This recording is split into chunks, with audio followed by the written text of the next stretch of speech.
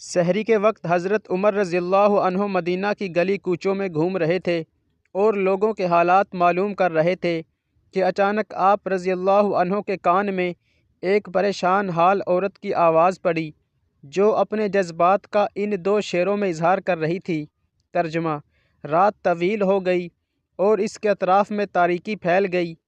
اگر خدا کا خوف نہ ہوتا جس کے مثل کوئی نہیں تو اس چارپائی کی تمام جانب زور سے ہلا دی جاتی۔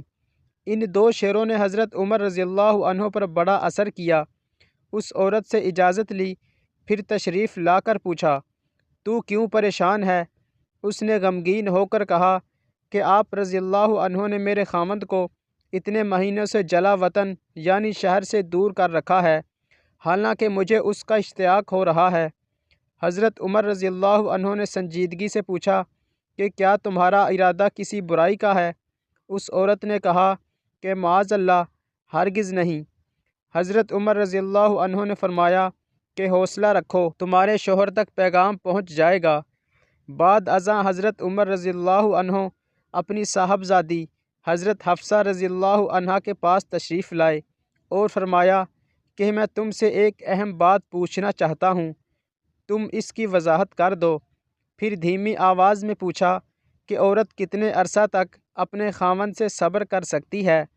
ام المؤمنین حضرت حفصہ رضی اللہ تعالی عنہا نے اپنا سر شرم کے مارے نیچے کر لیا تو حضرت عمر رضی اللہ عنہ نے ان پر تخفیف کرتے ہوئے فرمایا کہ بیٹی، بے شک اللہ تعالی حق بات کہنے سے شرم نہیں فرماتے۔ حضرت حفصہ رضی اللہ تعالی عنہا نے حیا و شرم کی وجہ سے زبان سے تو نہیں جواب دیا، البتہ ہاتھ کے اشارہ سے کہا کہ 3 ماہ تک یا زیادہ سے زیادہ 4 ماہ تک۔ چنانچہ حضرت عمر رضی اللہ تعالی عنہ نے پھر یہ فرمان جاری کر دیا کہ کوئی لشکر 3 ماہ سے زیادہ نہ روکا جائے۔ مزید اچھی ویڈیوز کے لیے چینل کو ضرور سبسکرائب کریں۔